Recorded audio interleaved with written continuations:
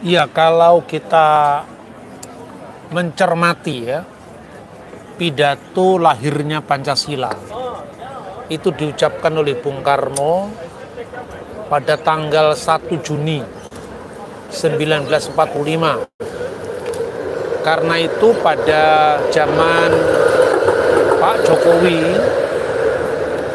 kita peringati kembali 1 Juni sebagai hari lahirnya Pancasila, yang semasa Orde Baru itu sempat tidak diakui, tapi sudah dikembalikan oleh Presiden Joko Widodo kemarin.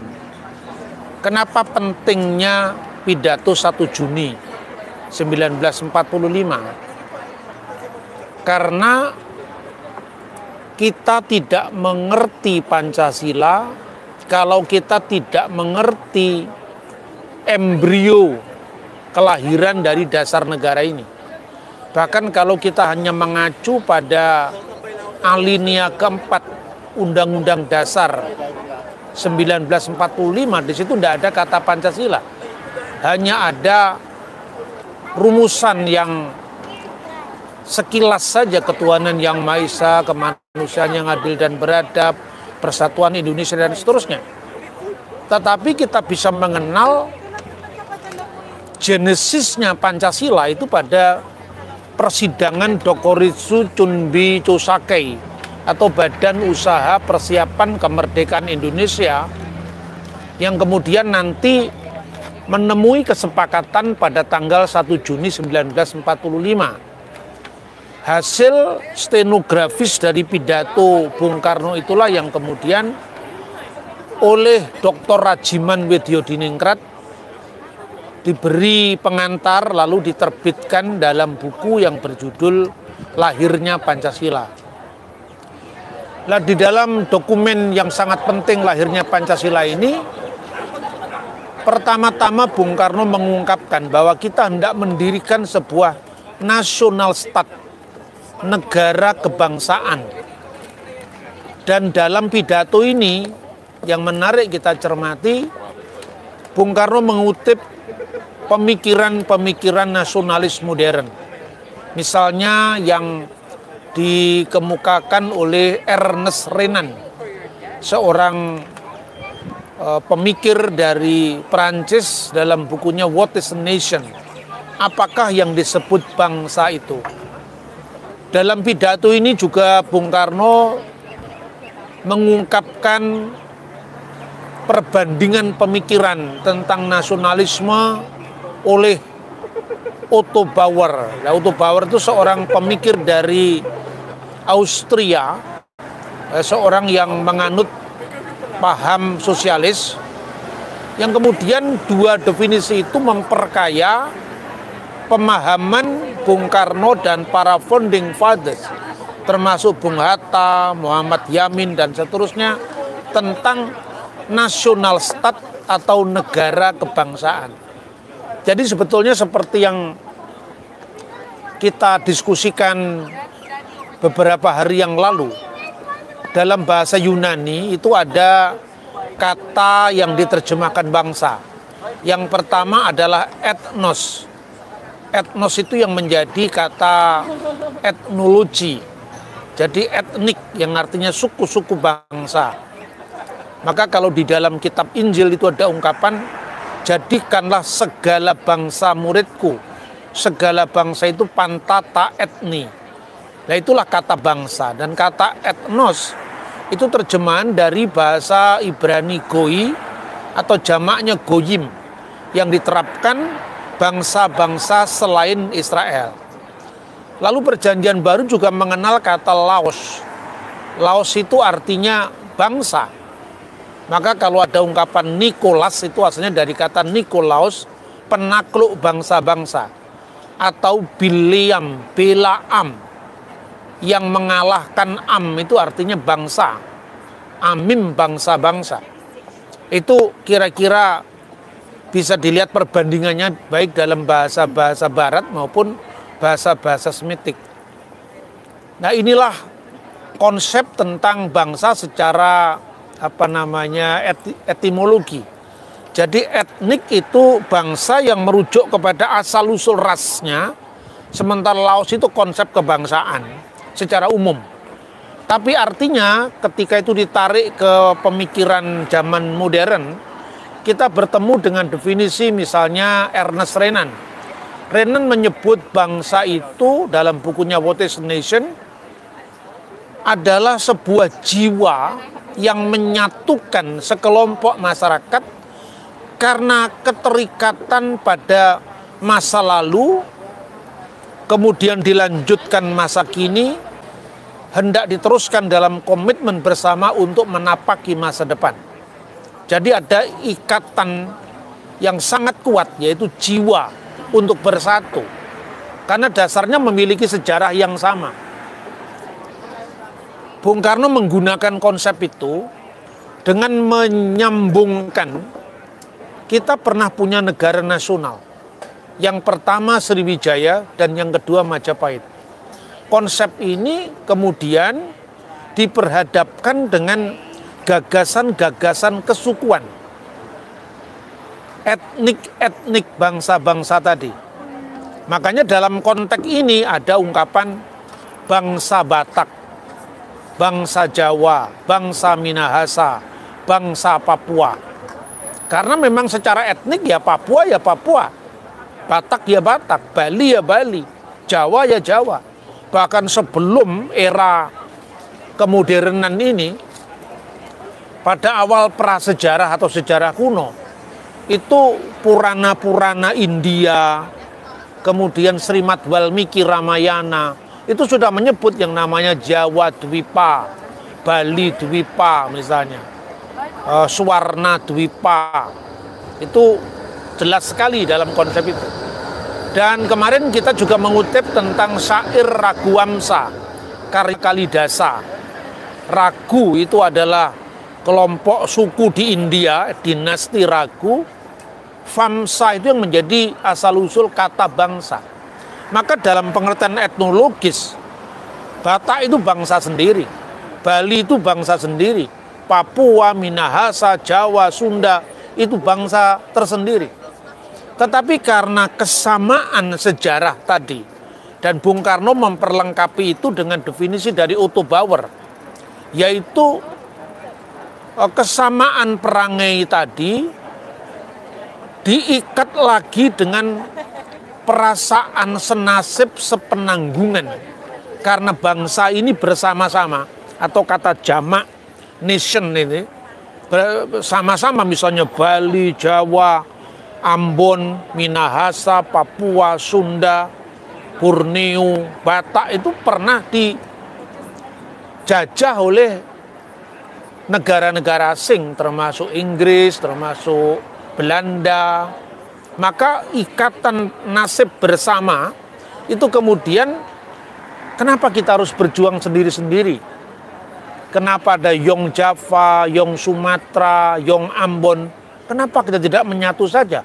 Toh kita memiliki sejarah yang sama, seperti yang didefinisikan oleh Ernest Renan. Toh kita memiliki nasib, ya, sejarah sepenanggungan, sependeritaan bersama karena kita sama-sama korban dari kolonialisme dan imperialisme.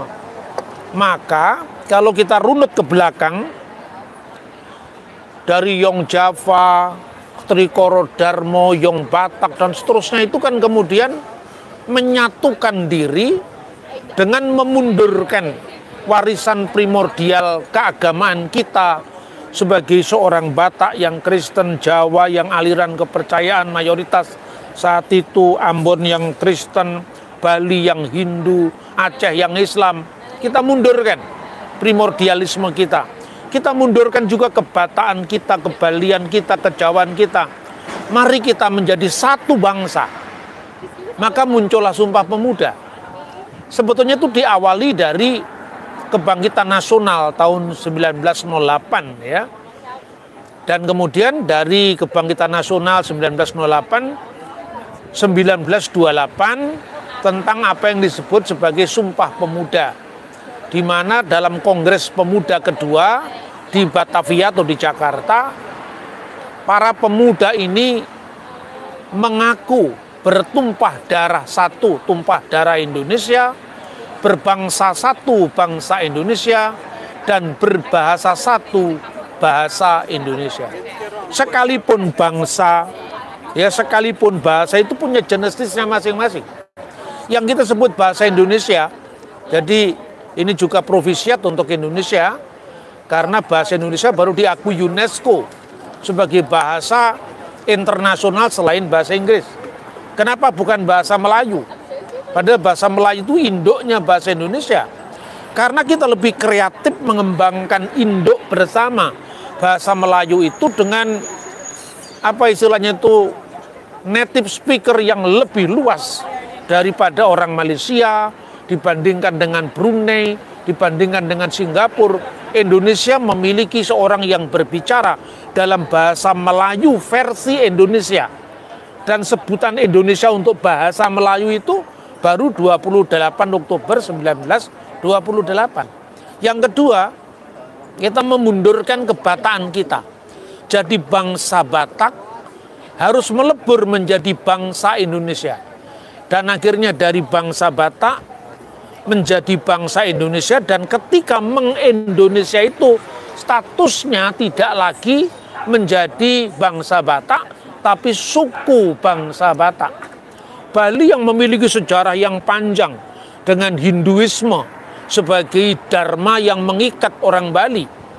Ketika menjadi Indonesia, menjadi bangsa Indonesia, bangsa Bali tenggelam. Lalu menjadi suku bangsa Bali, menjadi bangsa Indonesia. Orang Jawa zamannya Trikoro Darmo, zamannya Keraton Surakarta Hadiningrat, Keraton Yogyakarta Hadiningrat, itu kan namanya masih bangsa Jawa. Tapi kebangsaan Jawa ini kita mundurkan menjadi bangsa Indonesia sejak 1928, dan kita cukup saja menjadi suku bangsa Jawa. Begitu juga bangsa Papua, bangsa Ambon, bangsa Minahasa menjadi bangsa Indonesia, dan kita mundurkan, kita tinggalkan bangsa Papua, bangsa Minahasa, bangsa Bali, bangsa Jawa. Itu konsepnya mula-mula. Dengan demikian mari kita jaga dan kita rawat bersama komitmen keindonesiaan kita, dari kebangsaan kita, dari kebahasaan kita Indonesia yang mendiami tanah air yang satu, yaitu tumpah darah Indonesia tadi. Itu saya kira genesis of Indonesian nationalism kita. Salam Bapak Bambang Nursena.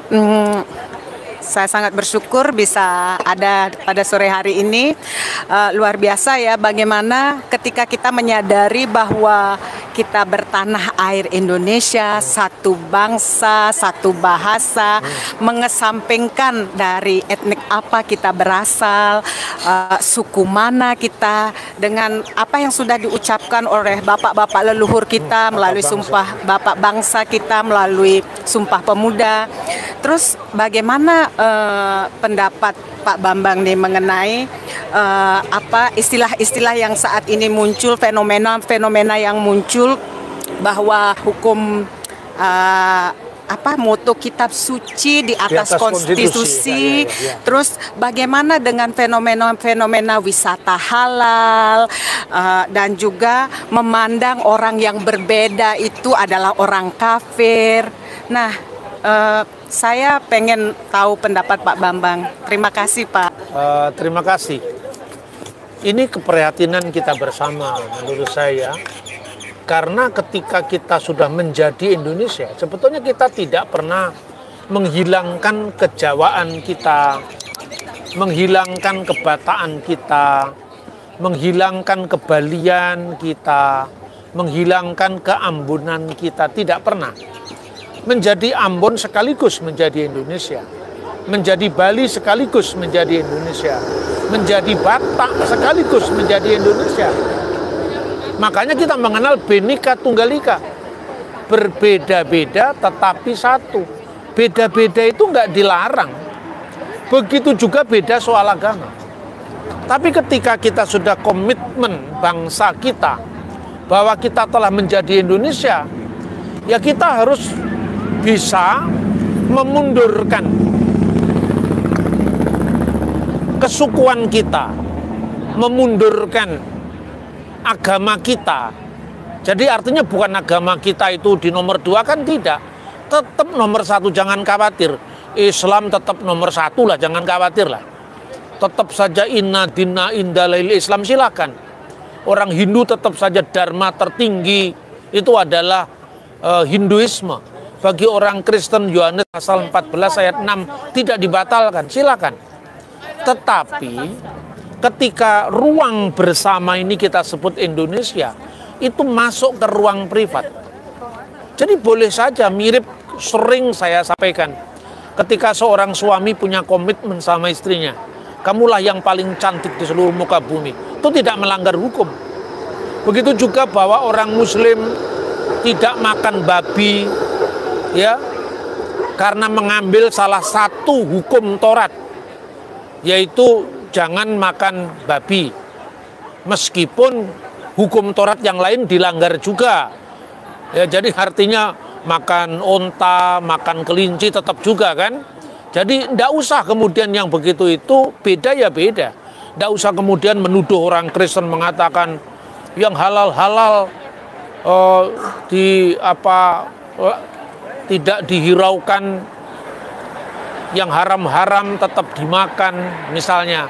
Padahal masih banyak yang halal. Itu halal menurut siapa? Ya kan?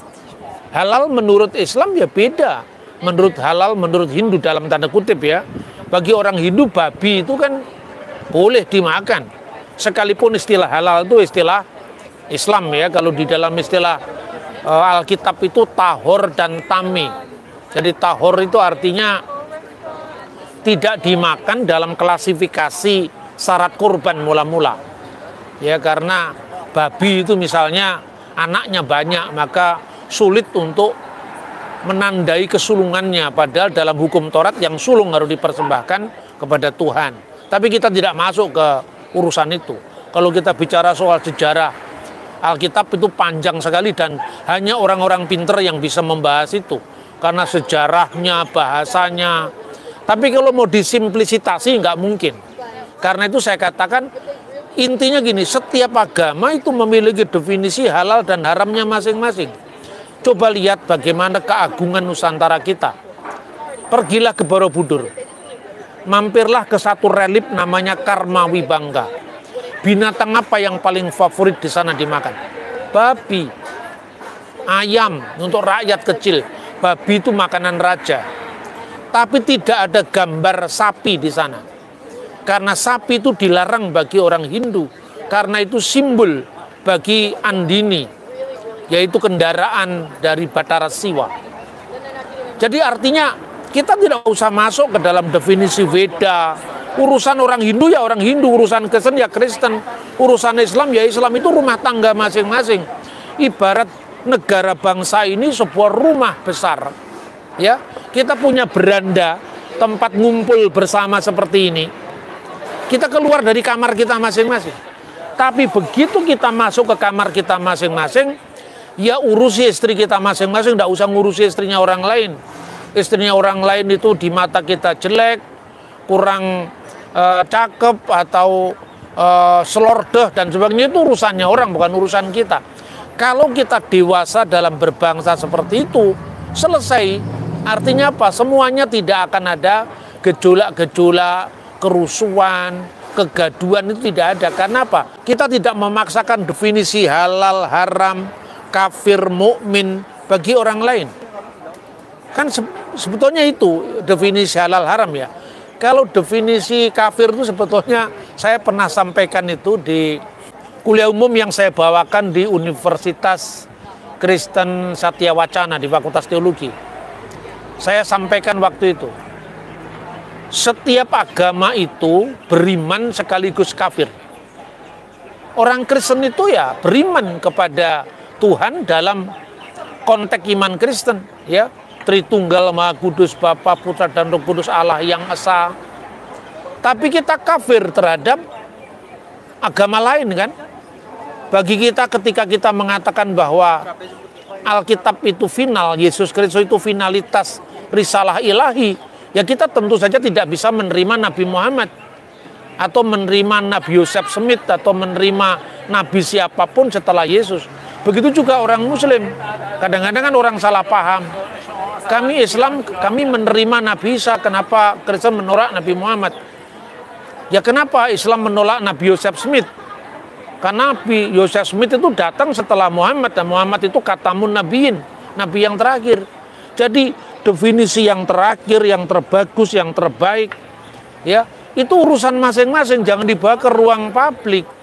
Inilah kegaduhan kita, makanya muncul larangan orang beribadah, larangan orang